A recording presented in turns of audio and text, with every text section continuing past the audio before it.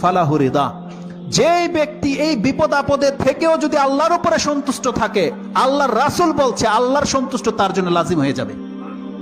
ফামান রাদিয়া ফালাহু রিদা।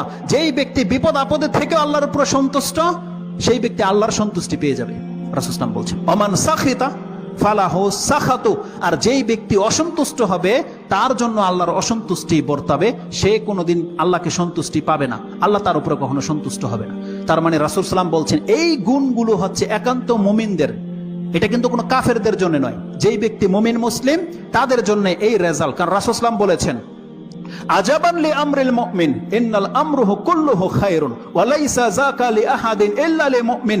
রাসূল সাল্লাল্লাহু বলছেন আমি একজন মুমিনের জীবনকে দেখে আশ্চর্যিত হই, এই মুমিনের মতন জীবন আল্লাহর কোনো ব্যক্তিকে দান করেনি।